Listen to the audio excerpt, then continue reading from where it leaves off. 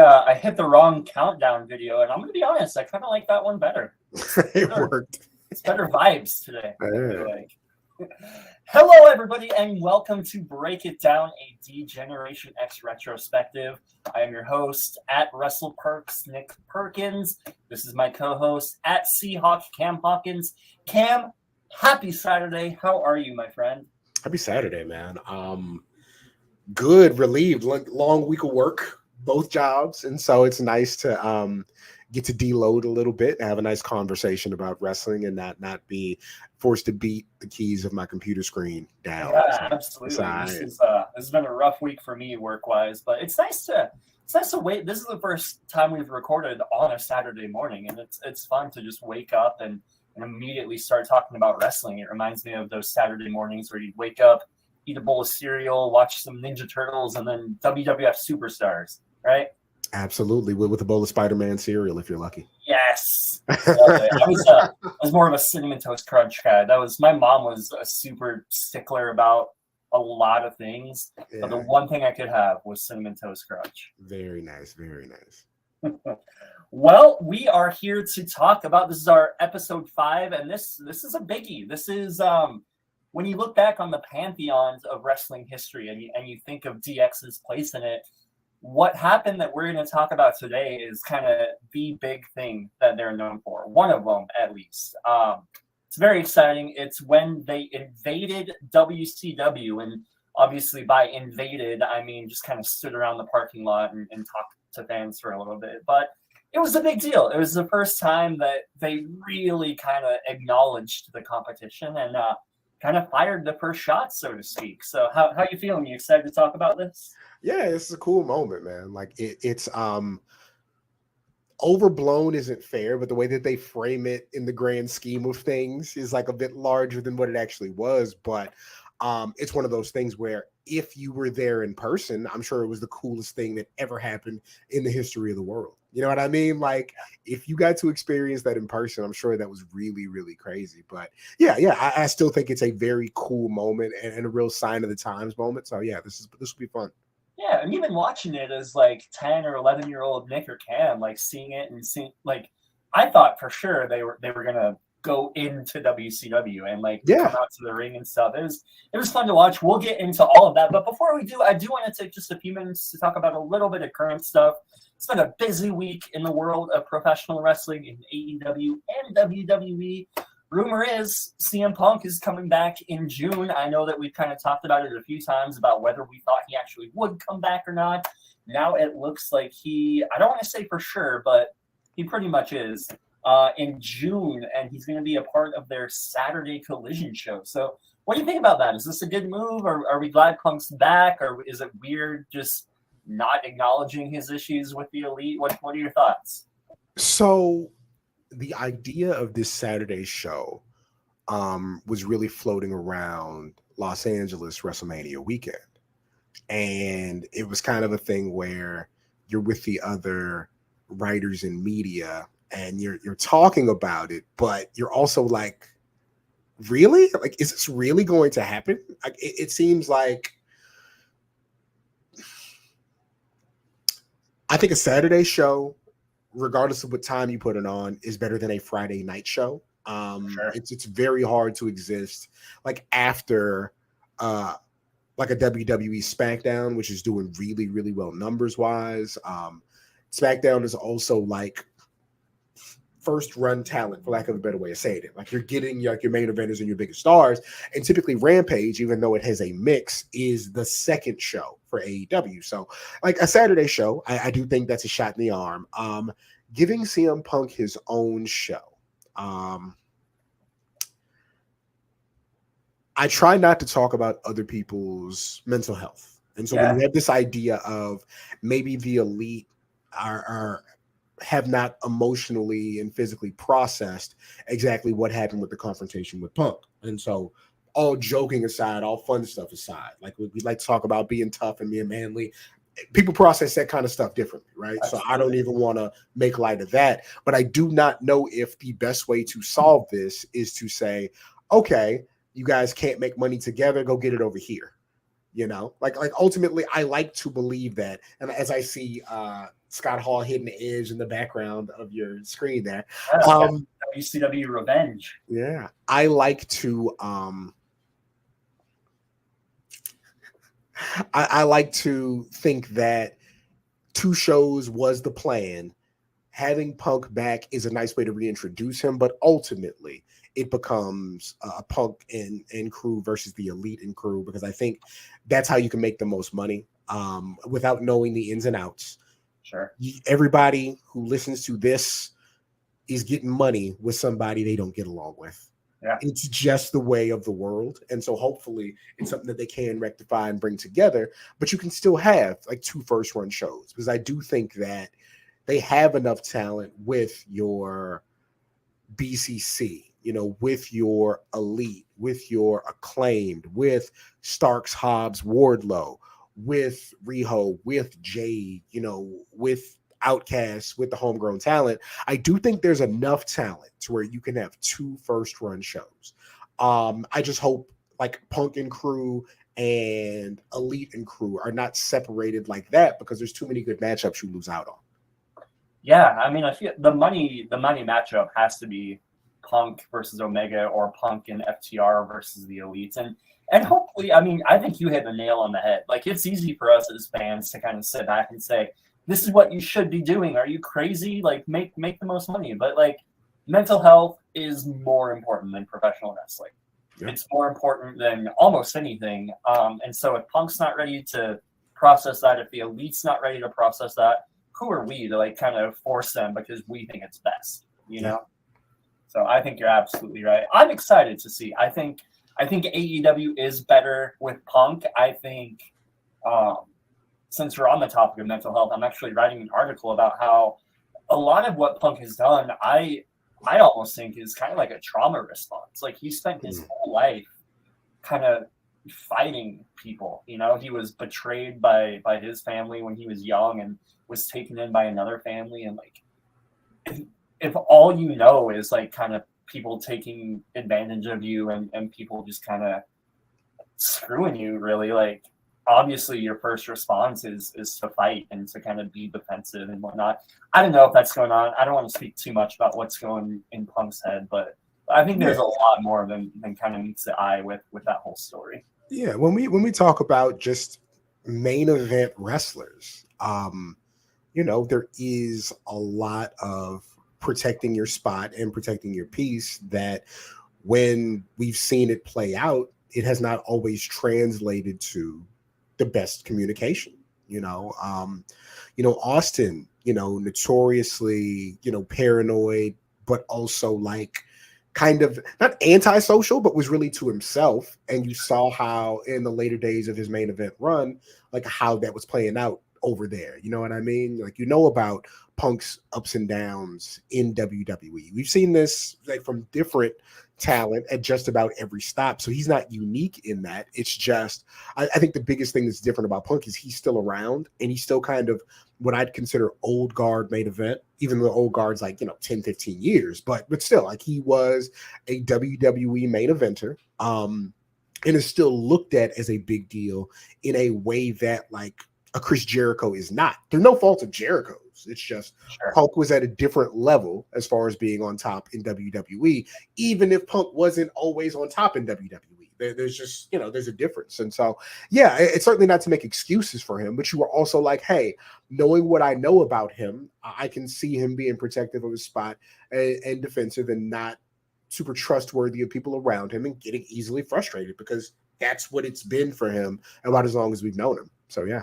And especially if you think about like where he was coming from, like the WWE, it seems like AEW is a lot more lax. It's a lot more kind of like family atmosphere. Like it's people call it all friends wrestling for a reason, you know, and whether that speaks to Tony Khan as a boss or not remains to be seen. But it's a different world than WWE, and maybe Punk needs to realize that like he doesn't have to be as defensive. Like, yeah.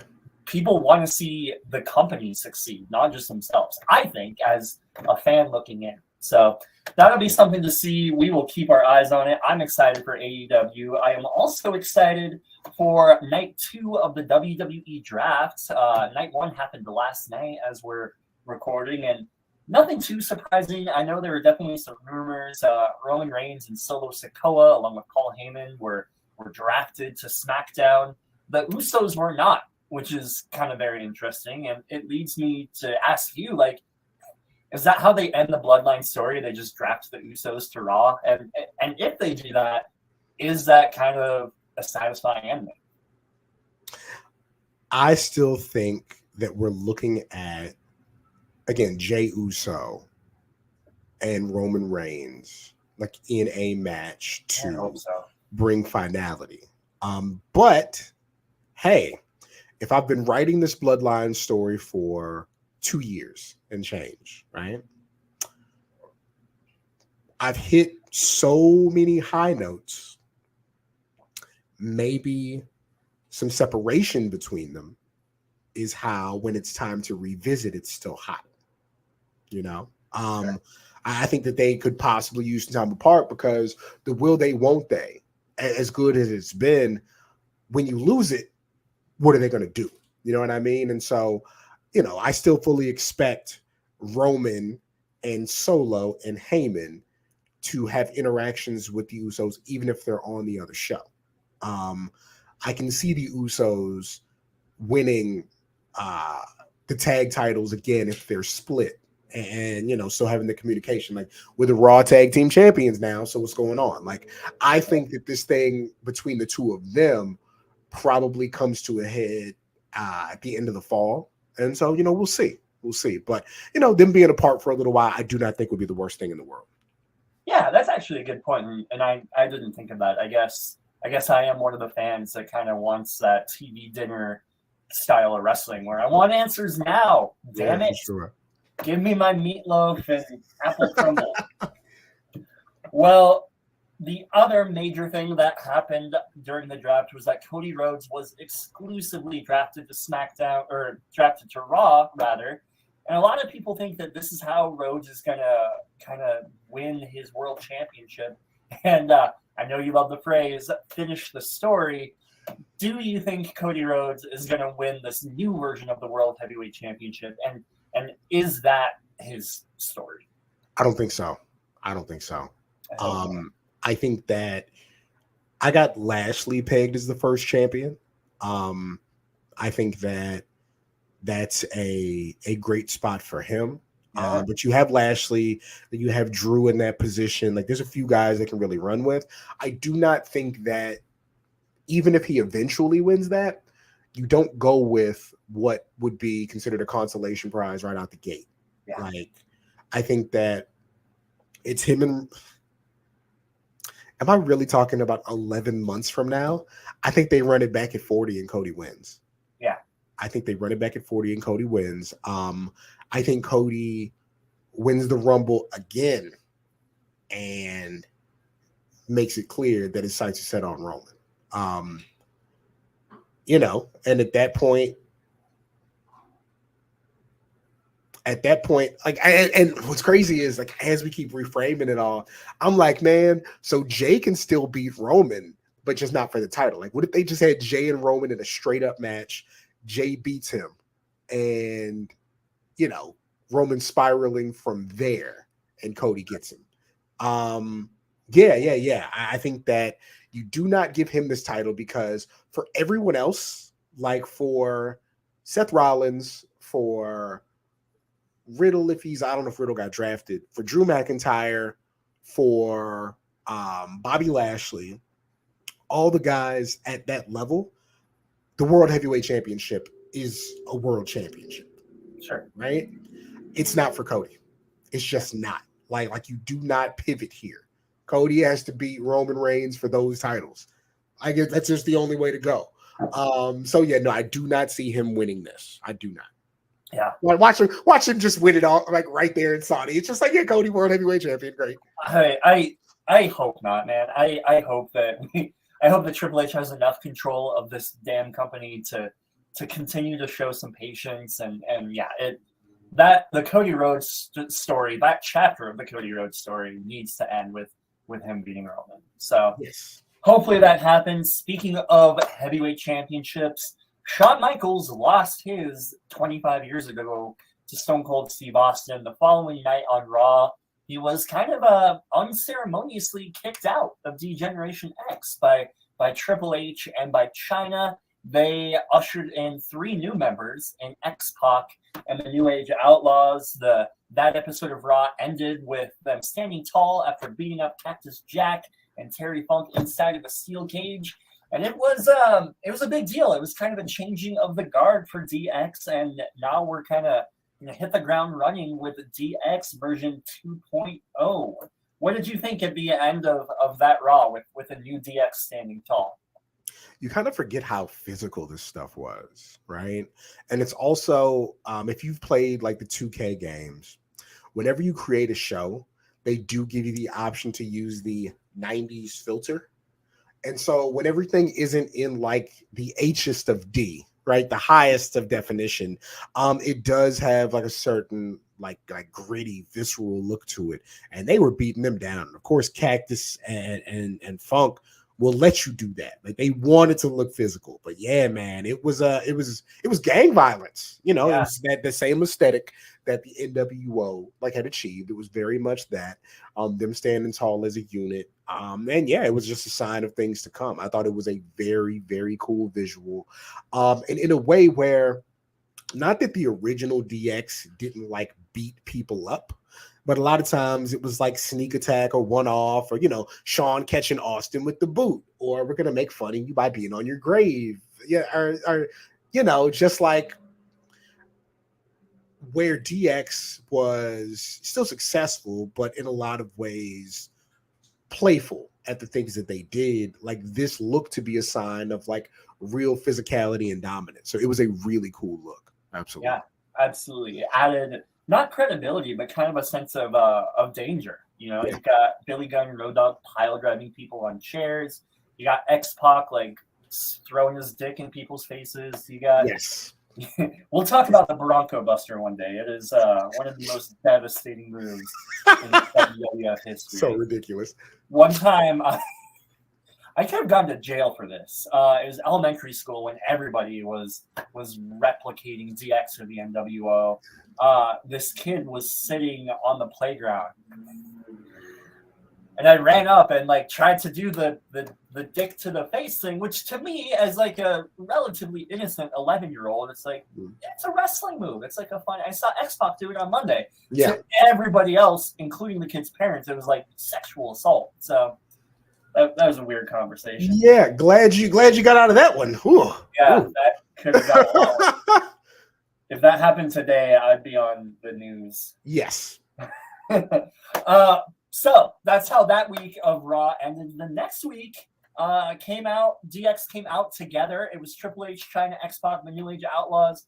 They came out to the same music, that iconic entrance music, but the entrance video was different. They had conveniently edited out Shawn Michaels of the whole video, and I didn't think much about it when I was a kid, but now I'm kind of like, oh, that's interesting. Are they mad at Shawn Michaels? Is Shawn Michaels mad at them? Are there's some hard feelings? And I didn't know this 25 years ago when it happened. I didn't catch it, but JR actually did go on record when he was commentating, and he mentioned Shawn Michaels and kind of explained what he was doing. He said Shawn Michaels was at home recovering from a bunch of different injuries.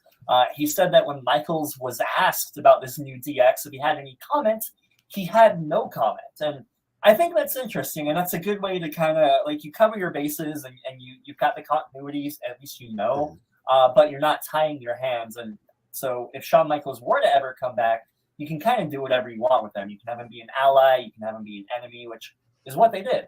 Yeah, you can have him be all of a sudden the jerk commissioner. Interesting move. Yeah. I'm excited to talk about the Shawn Michaels as commissioner phase, because there's 2 wrestling memories that just stick out above all else in my brain. And the first one was when Shawn Michaels super kicked Bret Hart out of his wheelchair. That is the moment that I became a pro wrestling fan. I was switching through the channels and I saw these guys talking. Bret Hart was in his wheelchair, and I thought this was like a play or like something. Like it was still real to me, damn it. And he stood up, and then Shawn Michaels kicked him in the face, and he like fell back into his wheelchair. Great as a wrestling fan, but as somebody that doesn't know what's going on, I was mortified. Yeah, absolutely. And I was hooked for life. But then the other moment that really sticks out, and we'll go more into it when we actually get to that point in history, was when Vince McMahon fired Shawn Michaels as the commissioner, and he gave McMahon the Sweet Chin music. There's a whole story there, and I'm excited to tell it one day. But getting back to this episode of Raw, April 6th, 1998 was actually the very first time that Road Dogg gave his patented "Ladies and gentlemen, boys and girls, children of all ages" speech. It was the first time he did it, and it would go on to make him millions of dollars. How do you feel about that catchphrase? Do you think it was a good one? Isn't it crazy? Like, remembering the genesis of these things and nobody else repeating it, where now he can start that in any wrestling room in the entire world and everybody will know it word for word, right? Yeah. It reminds me of, I remember talking about DX, the very first People's Elbow I remember seeing was The Rock giving it to X-Pac. And, scoop slam People's Elbow, and people just don't even react to it. Like, it's just a thing.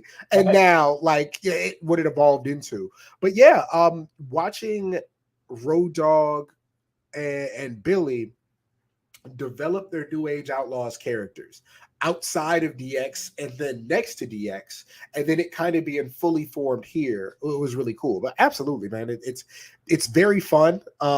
It's better than what Triple H was doing while they were doing it, and Triple H still had to do his thing. So Triple H, you don't even have to say nothing. He got it. They got it. They're fine. But no, it was great. Road Dogg is a fantastic showman, a fantastic orator.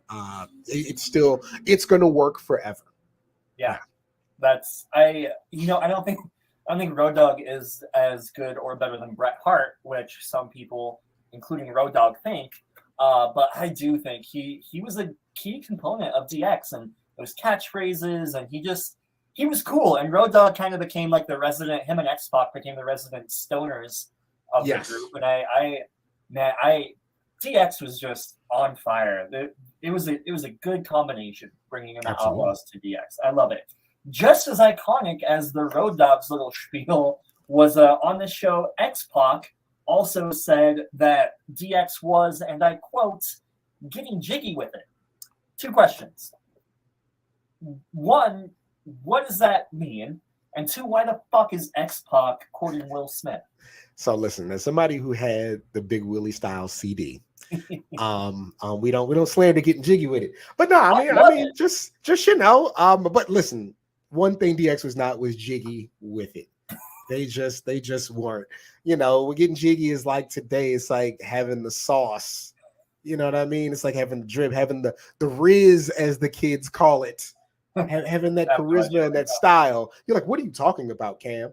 Yeah. Get jiggy with it. It was being in the zone. It was being cool. It was being in the party with your friends or outside at the barbecue talking to girls. And DX, you were not jiggy with it, but you were a great wrestling act. And they were just, and it's also that thing where, again, they're figuring these things out, like what's cool and what's not. And there's nothing as fun as like a group of 30-year-old white guys trying to figure out like the appropriate African-American vernacular to get them over with a majority white crowd. I love it. It's fantastic. But yeah, they were sorting it out, man. They were sorting it out. And they eventually, they got away from stuff like this to a point. But yeah, they got there. They got it.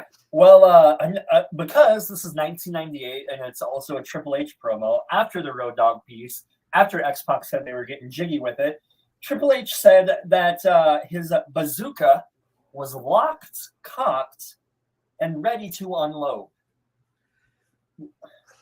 What does that even mean?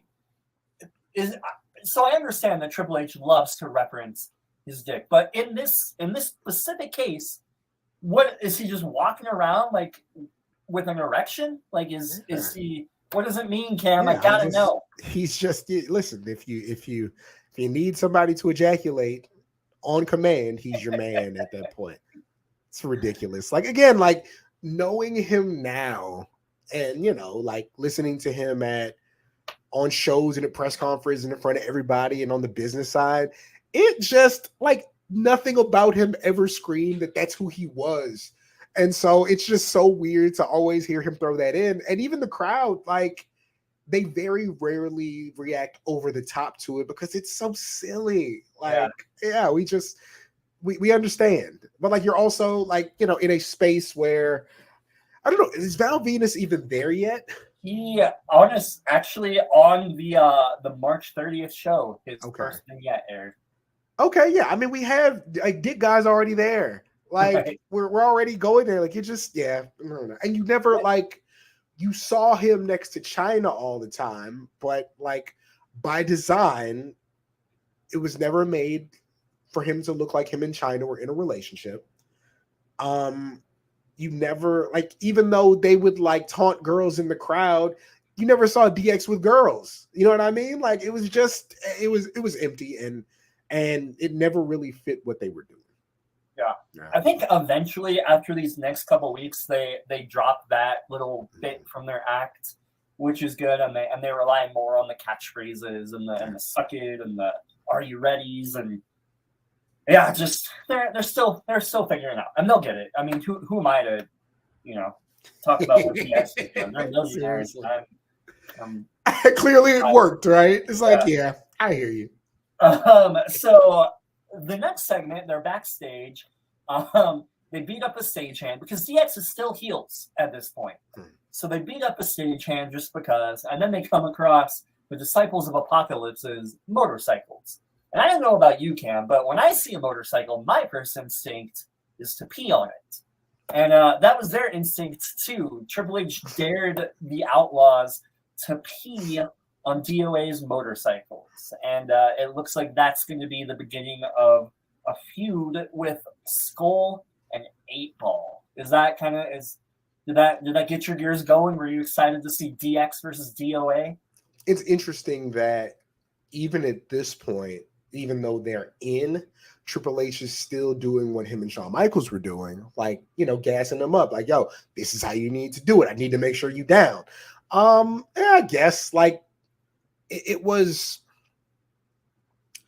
I never really thought that like the DOA was like cool. Same thing with Los Boricuas, like they were just groups, and so this was a way of like really, like, I don't want to say bury, because you can't bury something that wasn't hot, but it was a way to establish that what DX is doing is different than what these other groups are doing. You know what I mean? And so, yeah, it's a good jumping off point. They need people to go after, and you have these ready-made factions already. So yeah, it was a natural step. But like, I don't know, to be brash enough to pee on bikers' bikes. Okay, all right. Yeah, well, it eventually ended up in a 6-man tag because that's what happens in the world of wrestling. Instead of literally being murdered, which is what would happen if you were to do that in real life, you just get put in a 6-man tag match. So it was Triple H and the Outlaws taking on DOA. They soundly defeated them. So you can't really bury somebody that's not over. Yeah, you can, because they did. It's like, no, you can do it. Yeah. So Triple H pedigreed, chained on a chair, and then they just kept beating them up, and that's how the show ended, which is DX peeing on DOA's motorcycles and then beating them up. But this is an important thing to note because this was the second week in a row that DX was closing out the show. Right? It wasn't Stone Cold Steve Austin and Vince McMahon. It wasn't The Undertaker and Kane. It was DX for 2 weeks in a row. They were clearly positioning this group as kind of a force to be reckoned with and as a main event act. You agree? Yeah, it's like we talked about leading up to WrestleMania. You know, Kane and The Undertaker were a step below Austin and Michaels, but only because of how high Austin and Michaels were. Like, that was the co-main event. Like, that was the other very important story, right? So even though all of a sudden DX isn't in the WWF title picture, like, they've still been this important group. And that's one thing I really credit WWF with at the time. Like, even though there's a main event, we have something else that we're treating as important, if not almost as important, so that these other stories can continue and flourish. So yeah, absolutely. Like they had more than one big deal. They saw how successful DX had been, selling merch, like with the crowd, being in main events. Triple H was poised, to be a big star. And so, yeah, no, I think it was great that they were allowing them in this spot as well, because ultimately it's still one of the most remembered acts in company history. So yeah, absolutely. Definitely. So that leads me to my next question. You were talking about Shawn Michaels and Triple H. They were a main event act because Shawn Michaels was the WWF champion. Mm-hmm. So my question to you, and this is kind of a big one. You have the original DX, which was Shawn Michaels, Triple H, Chyna, sometimes Rick Rude. And then you had DX 2.0, which was Triple H, Outlaws, Chyna, and X-Pac. My question, Cam, which version did you prefer? It's 2.0. If for no other reason than you got more wrestling. Triple H, like at this point, is going to the Intercontinental title level, right? New Age Outlaws, already tag team champions. X-Pac takes a little bit, but we're talking European title. We're talking light heavyweight title. Like, there's more in-ring physicality. There are more matches to be made, more rivalries. So I prefer the 2.0 because, again, like, even though you have Shawn Michaels and Triple H, we have a ton of count-outs and disqualifications and no-shows. And Shawn, because of injury, is already wrestling less and less. And so you actually got them as not only a focal point of the show, but as like the group to go out there and have a bunch of matches. So I like 2.0 better for that reason. Sure, that's fair. I actually prefer the original, which is interesting because I didn't really start watching wrestling until like January of '98. So I missed the first few months of it. But watching it back, Shawn Michaels is my favorite wrestler of all time. He's the reason I'm a pro wrestling fan. And I liked heel DX a little bit more than face DX. DX with Outlaws and X-Pac, they feuded with the Nation of Domination. That was a big thing. But there was just something about those early days of Triple H and Michaels and Chyna that just like messing with Bret Hart and The Undertaker and Steve Austin. I don't know, man. That's just, maybe it's nostalgia talking. Maybe it's Shawn Michaels, but I think I prefer that. But that's not to say that this new version of DX was not entertaining, because they were, and they proved so in the next couple of weeks in 1998. The next week's show, DX came out again. DOA was taking on Los Boricuas with Savio motherfucking Vega.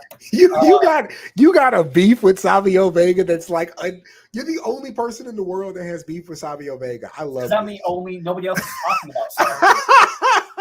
I love that you have beef with Savio Vega because Shawn Michaels couldn't show up to a show one time, and it's Savio Vega's fault. It is. Oh my goodness! That roster, and you're like, you know what? Who would be a good replacement for Shawn Michaels? Wow, Savio goddamn Vega. It's like being mad at the mailman because he never brought the present that your dad didn't actually send. Like, it's not his fault at all. Like, my dad would ever send me presents.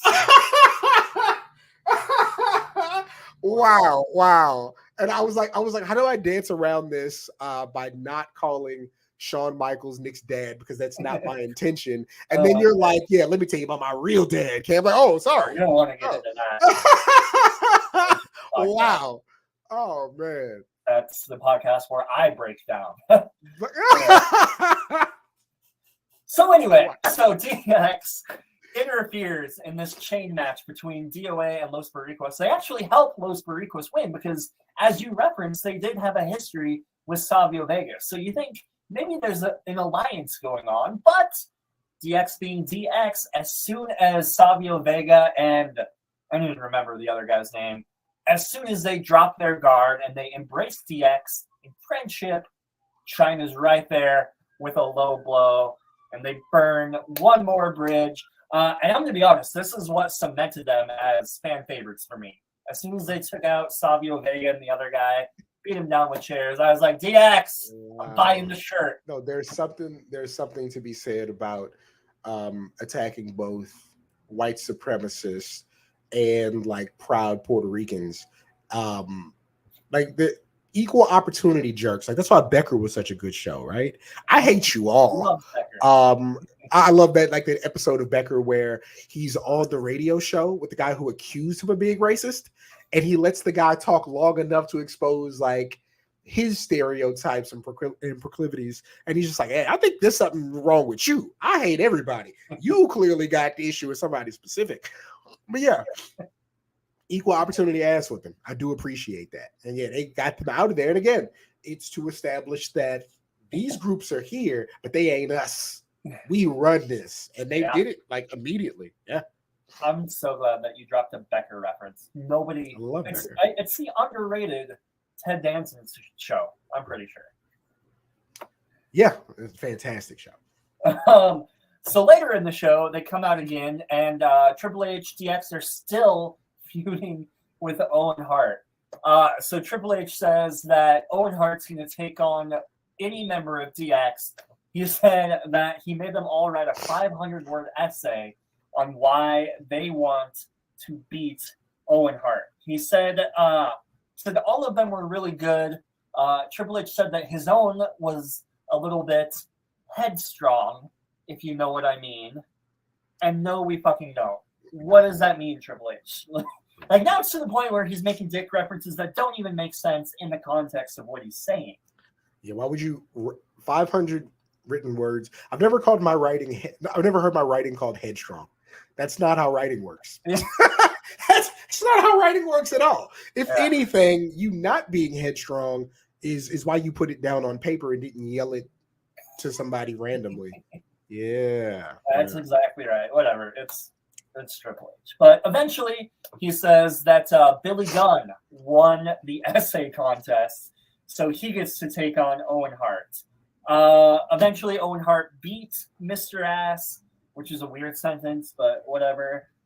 He won with the help of Legion of Doom, which you would think would set up maybe like a month-long feud between the two groups, but we do not get that. The following week opens with DX watching a video of them peeing on DOA's motorcycles.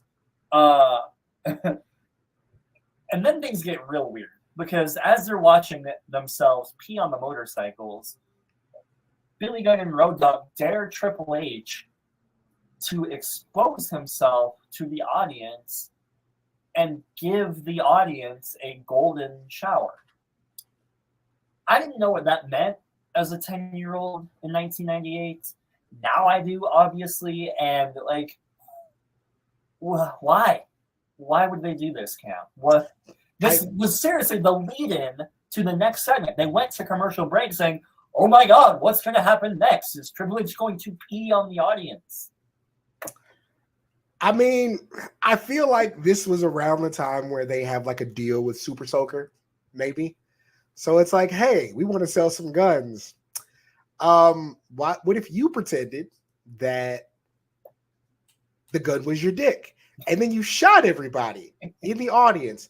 That's a way to sell this gun to kids, and I feel like it really did work. Like, I feel like it worked, but like that's the only thing I can think of. The payoff was really, really silly. But hey, if we get a Super Soaker on TV, I guess that's it. But no, it was so childish. Like, you never, ever, and I'm not saying like there weren't people who found Triple H attractive, but they never sold Triple H as some kind of like, handsome leading man guy, and they never cut to women going crazy over him. That's not who he was. Like, right. Like everybody doesn't necessarily fit that bill, and so yeah, just it was so silly. And, so do you think there were like a lot of kids after this going around with like water guns saying, "I'm going to give you a golden shower"? Absolutely, and they definitely put lemonade in the water gun and made the other kids' clothes like unplayable in at the playground, and they had to go home, and then their mom had to use more detergent. Like, if anything, like Triple H messed up the laundry cycle at many people's homes for many months. Yeah, lemonade's hard to get out. But yes. so they go to the ring, and Triple H, like the sex pervert that he is wearing this big trench coat, right? Obviously, he's got something under it. He's got sunglasses too. I wish he had like the fedora just to kind of complete the trifecta. Yeah. So they go to the ring and they cut to Triple H. The camera is behind Triple H's back, and they show him like doing this motion. So now it's gone from a golden shower, he's peeing on the audience. So he's like, he's diddling himself, about to have a money shot on the crowd. And eventually we do get that. It is a water gun revealed. And yeah, I think they thought this was going to be a lot funnier than it was, because it showed Triple H spraying the audience members, and most of them just kind of looked pissed. They looked like that mom when MJF threw tequila on the kid. Yeah, not the easiest moment to digest, but yeah, for sure. Yeah, it amounted to nothing. Maybe they sold a couple of units at Toys R Us. Yeah. Hopefully they did. So eventually, the Legion of Doom and Owen Hart came out, and once again, a 6-man tag was made. And this goes back to what you were saying. Like, a lot of DX's antics now were leading to matches, which is good. DX eventually won the match because China literally stole Sonny. This was in the era where Sonny was managing the Legion of Doom. And so in the middle of the match, China just kind of picked up Sonny and started walking to the back. Whatever. The match didn't really matter. The following week, that Sunday, was Unforgiven, which was the next pay-per-view after WrestleMania. This was the show in which Stone Cold Steve Austin fought a heel Dude Love, which if we ever do a saga of Stone Cold Steve Austin, I want to talk about whether Dude Love was a good follow-up to Shawn Michaels, but really he was kind of just playing as the avatar for Vince McMahon. This was really when that feud was heating up, and it was great. I think Mick Foley is one of the most underrated members of the Attitude Era. I think a lot of people benefited from working with Mick Foley. Absolutely. Somebody that did not benefit from D-Generation X was Owen Hart. Because once again, Owen Hart took on Triple H for the European Championship, and once again, Triple H just beat Owen Hart. That's the story of Owen Hart after the Montreal Screwjob. He just kept getting beat over and over and over again. New Age Outlaws beat the Legion of Doom again, and so DX stood tall. None of that really matters. Like, none of that's important. What's important is what happened the next night. That's what we're here to talk about, even though we've already spent 45 minutes talking about something else. On April 27th, 1998, D-Generation X descended upon the Norfolk Scope in Virginia, which was where WCW was hosting Nitro. It was like 15 minutes away from where Raw was being hosted by the WWF. So they were in the same town, basically. They were in the same city limits. This was a move on Eric Bischoff's part to try to mess with WWF. And it absolutely backfired. I'm going to read from the Wrestling Observer as best I can. And we'll see what Mr. Dave Meltzer had to say about this incredible moment. He wrote, "The Norfolk area was the site of perhaps one of the most important latest installments of what is becoming an even more bitter pro wrestling war. Ever since the coincidence, and anyone who has followed this industry for any length of time realizes things like this are never a coincidence, of WCW booking Nitro in Norfolk and WWF booking Raw in Hampton, just 30 miles away, both sides were at war, both trying to get the jump on the all-important first-day ticket sales, a battle that WWF won, and they were trying to outdraw the other.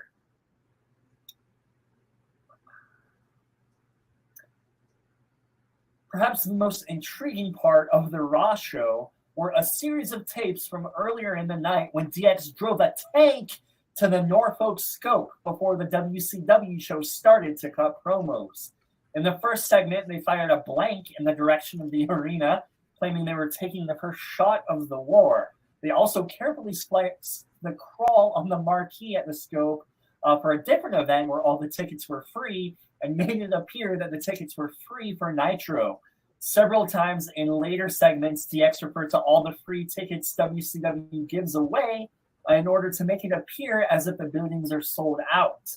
So let's kind of take that bit by bit. So Meltzer wrote, and this is how history has determined it, that DX drove a tank to the Norfolk Scope. Cam, was it a tank? If he said it's a tank, it's a tank. Now it's what they drove, like the Jeep that you drive around the tank. But yeah, like tank makes it sexier. They had they had their camouflage on, they had their helmets on. It was not a tank, but I like to think of it as a tank. Like, yeah. It did have a cannon or whatever. Yeah, there was a gun on the back. Yeah. I mean, it would, if it ran you over, you'll be flat. You know what I mean? Like, that's close enough. If you do not have a tank to oppose it, it's a tank. Yeah. There you go. Fair enough. Yeah. Yeah. So I am going to pull out my trusty DX unauthorized history book.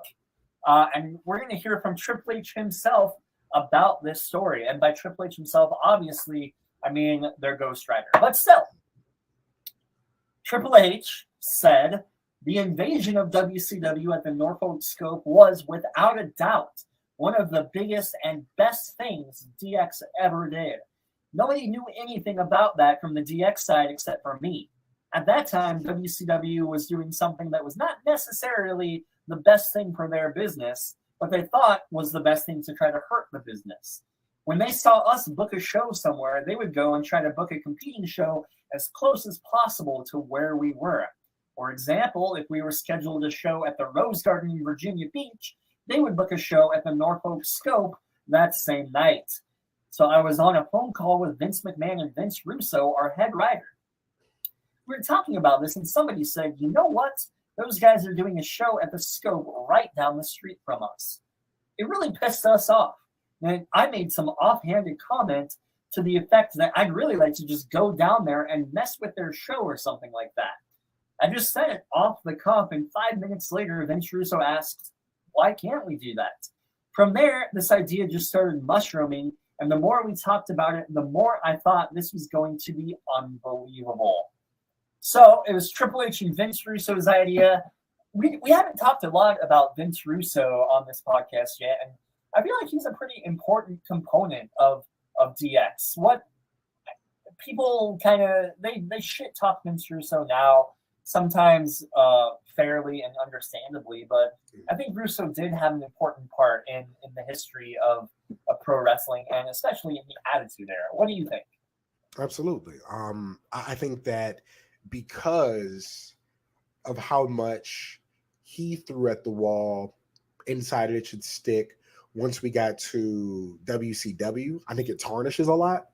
But hey, I mean, he's big idea guy, wild idea guy that Vince and the others would kind of rein in to the tune of a lot of success. Like that part I'm very much with. And so, yeah, like he plays a large role in the Attitude Era. We're getting a lot of his ideas. He's, a lot of these things are his brainchildren. They were just honed by somebody who had been doing it a lot longer to a tune of success. But yeah, like he's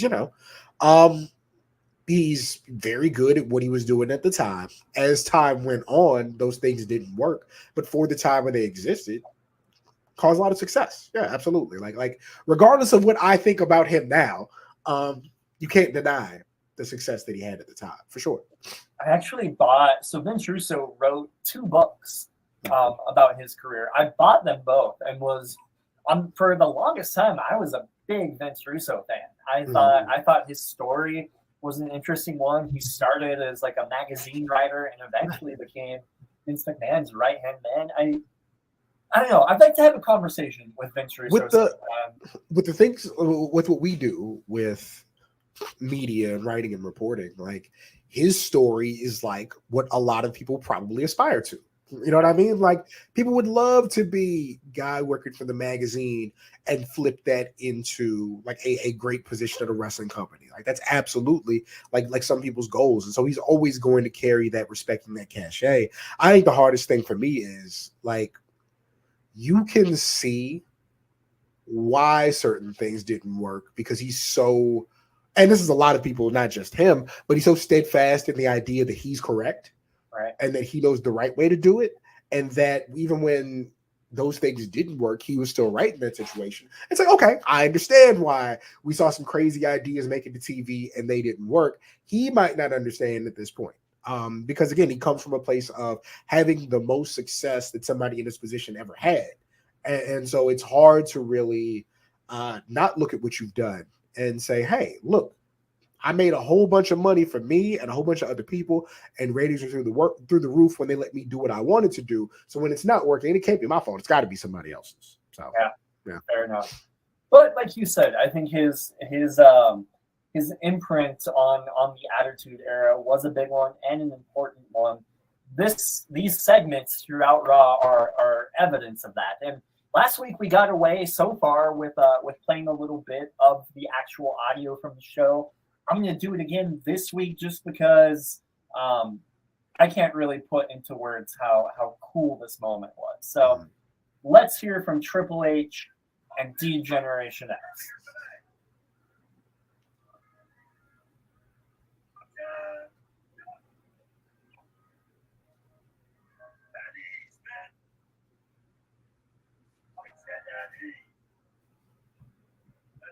More dick jokes. Yes.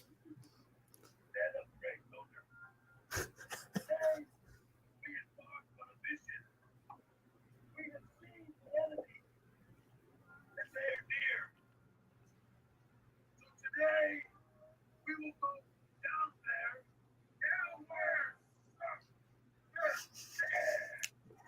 And we will blow them out of the water. This mission will start at the Norfolk Scope with WCW Wrestling. And it will end right here tonight at the Hampton Road Showdown for Raw is war. This is your mission if you choose to accept it.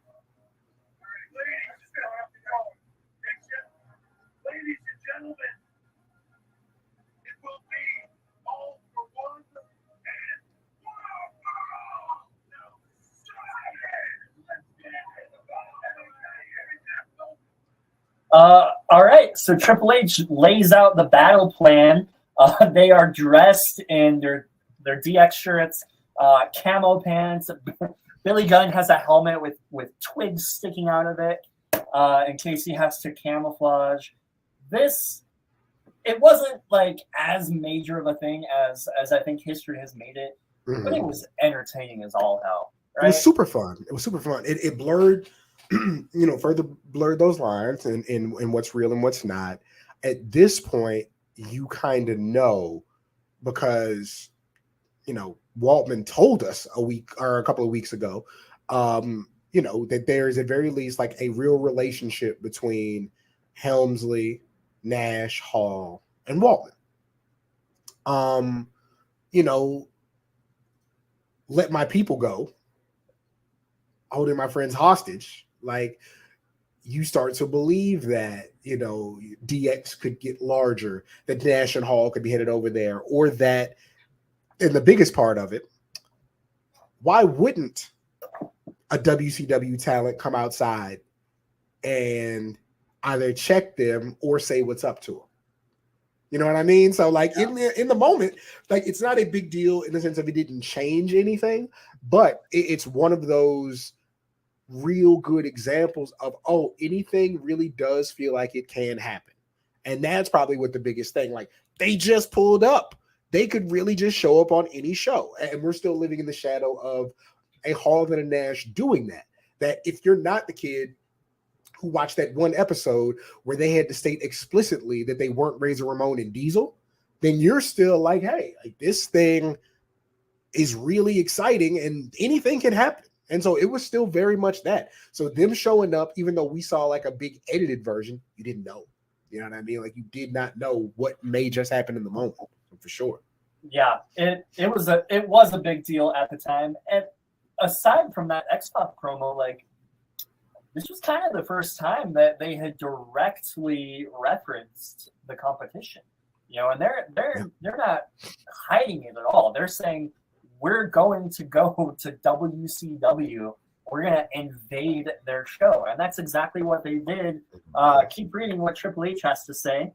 When we got to our arena that day and I saw all the army props around, I still didn't know exactly what we were going to do. The original concept was to get a full-blown tank and ride it down the street. We couldn't do that, though, because the tank would have torn up the roads. So we ended up with a Jeep with a cannon on the back. Billy and Dog got to the show a bit later, and Billy came up to me and asked, "What's all that army stuff out there? Is it for us?" I saw them painting a big X on it. Now, Vincent told me not to tell anybody about our plans because if word got out, the whole project would fail. So I said, "I can't tell you what it is, but believe me, it's going to be awesome." When I finally did tell them what we were going to do, they were like, "Holy crap, we're going to do what?" So I said, "We're going to take that Jeep and the cannon and drive down to the scope and declare war. We're going to try and actually go into the building and interrupt their show." So that was the plan. Do you think that was actually the plan? Do you think they was never going in that damn building? You don't think? I do not think for a second they were going to go inside that building. I do not. And it's not a knock to anybody, but at this point, like, tough's not the right word, because you being a tough guy doesn't mean you would show up on somebody else's show. But it's really just kind of a situation where, like, nothing is accomplished by getting in any type of actual trouble by going in the building. You know what I mean? You can do everything outside. You're not violating any rules. You're taking pictures of the side of a building. Like, you're not actually interrupting their show. Everything happens in the parking lot. Like, WCW can ask the building to ask you to leave, but you're not actually interrupting anything but occupying the space at that point. But once you start showing up on TV without contract stuff, that's when things get kind of weird. So no, I do not believe for a second they were going to go inside that building. Well, and here's the issue, and this is what history, like all parties involved, whether it was Bruce Pritchard who produced the segment, whether it was Triple H and DX or Eric Bischoff, like they all make it seem like DX came while Nitro was on the air, right? So they're making it seem Eric Bischoff has gone on record to say, "I was in the ring delivering a promo when DX showed up. Otherwise, I would have let him in." The thing is, though, it said at the beginning of this segment that this was filmed earlier in the day. So Nitro was not on the air. So what was the plan? To just go backstage and see, I don't know what. Yeah, they were going to talk some stuff outside like they did and then go back. Like, it just, yeah, they weren't pulling up like that. Like, it just, nah. That's what Meltzer said. He said most of the segments were stupid, with Hunter Hearst Helmsley asking the crowd earlier in the day. What was bad is that it was bright daylight, and this was purported to be live, airing at 9:30. No, it wasn't. It said it was filmed earlier in the day. Triple H was asking if Eric Bischoff sucks, and the fans agreed. They asked if WCW sucks, and they didn't react nearly as well to that. Later, they were asking if anybody got free tickets. It ended up hilarious when Sean Waltman was kicking the back door of the building, trying to get in, saying that it was Sean Waltman. He wanted to ask Eric Bischoff why he fired him so he could tell him face-to-face instead of a FedEx letter. Helmsley said that Kevin Nash and Scott Hall would rather be in WWF, but were being held against their will. Helmsley talked about Hall and Nash as being his friends and said to Bischoff, "Let my people go." He also had a POWCW armband on his arm. So they were referencing Scott Hall and Kevin Nash. What I want to do, I know that you said that they wouldn't have let him in the building. But let's say, hypothetically, this was live. Nitro was on the air. If you were Eric Bischoff, if you were the booker, if you could make anything happen, how would you have handled this? What would you have done? Would you have let them on their show? Just kind of think hypothetically with me. Absolutely not. We are getting security and local law enforcement, and you have to leave. You're disrupting my television show. Oh, ain't no way, man. Like it's great, the idea that anything can happen on our show and look who can show up, but like their only intention is to cause a disruption. And Triple H, the Outlaws, and Waltman are not the type of people to show up and try to start a fight. There's a bunch of guys back there in that WCW locker room who are guys who like to show up and start fights. And so it's just the one guy feeling wronged by that. He pushes a guy too hard. Now we got lawsuits and it's a mess. Like there's no actual benefit to DX showing up, in my opinion. This is, or to allowing DX on, in my opinion. Like this is still WCW on like a big upswing as far as ratings go. Like this is well before Mick Foley beats The Rock. You know what I mean? So nah, man, no. You're not interrupting my flow by drawing attention to yourself. I'll give you the attention when I feel like you need it. And you know, they're not prepared for no way. I understand what you're saying. Eric Bischoff disagrees with you. He says, and this was on his 83 Weeks podcast with Conrad Thompson. He said, I heard nothing about DX showing up. If I would have known about it, listen, my body of work in that period of time speaks for itself. Had I known that they were coming, I would have had the door open. I would have instructed Doug Dillinger to instruct his security crew to make sure that they would make their way to the ring, because that would have been amazingly good TV on my network. You're saying you think Bischoff's full of it. I am saying that in hindsight, I understand where he's coming from. In the moment, I do not believe that's the tactic he would have used. Is fair. What I'm saying. Yeah, fair enough.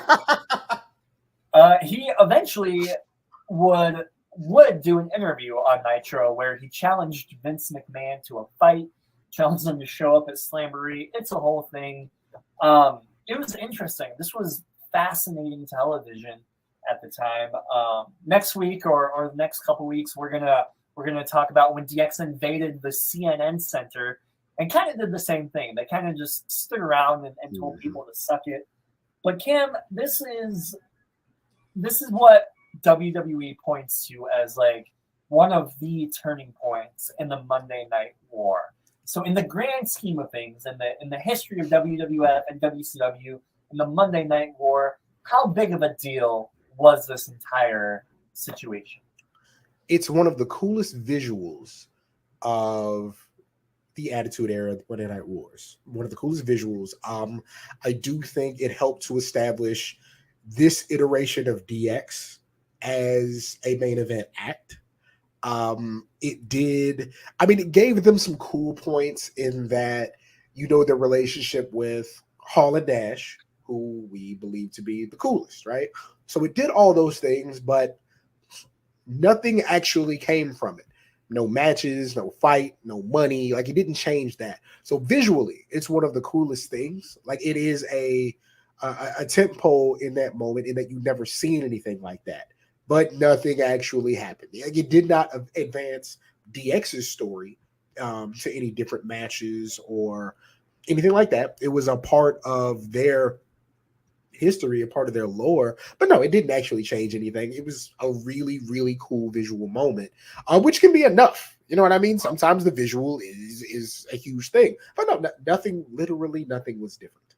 WCW didn't have anybody show up to, you know, outside WWF. Like, it was really cool to see. That's about all it was, though. Yeah, I think that's perfectly fair. It was a cool story. The thing that did come out of this was, I think this was the thing that kind of turned the DX babyface, right? A few weeks after this, they'd start feuding with the Nation of Domination. And this is when they became good guys, which is one of the major differences between DX and the NWO. Was DX they started out in kind of a similar vein, but now they're the good guys. And now they're making fun of The Rock and Mark Henry. They're doing blackface, which we'll get into on another day. And like you said, they're actually like carrying, like they're waving the WWF flag. Like they are literally WWF's representatives against WCW, not the NWO. So yeah, like you said, that they were the company men, crazy as it sounds. Yeah, absolutely. That's awesome. Well, that is what we have for this week. This was a pleasure. It's fun to kind of revisit these things and watch them with the benefit of hindsight. I've seen, like, we've all seen the highlights of these shows and whatnot, but to watch it like from start to finish, kind of see it's fun. It's a fun way to kind of revisit history and become a fan all over it. Absolutely. And being like, now being in rooms with Triple H and Road Dogg and Waltman, it makes it really, really surreal. Like just knowing what they were doing at the time, what their mindset was, the energy that they had to go into these things, and now them being like the elder statesmen in charge of other people is really interesting to see, like live happen. There's a generation of talent that came up on the moment that we're talking about and want that type of moment in their portfolio. And it's really interesting to see that, knowing that they are working under the people who did create that. So yeah, absolutely. So next time you're in a room with Triple H, will you ask him why he kept making so many dick references? I will absolutely ask him. Under my breath, away from the camera and away from people. Awesome, Cam. Well, thank you for your time as always. I know you're a busy guy. Viewers, thank you for your time as well. This has been a blast. This is Break It Down, a D-Generation X retrospective. Next week, we will be back with the DX invasion of the WCW, the CNN Center, and all of the tomfoolery that happened was surrounding that. Thank you for your time. Welcome to the weekend. Enjoy your Saturday. Enjoy your Sunday. And enjoy pro wrestling. I've got 2 words for you. Go outside. Good luck.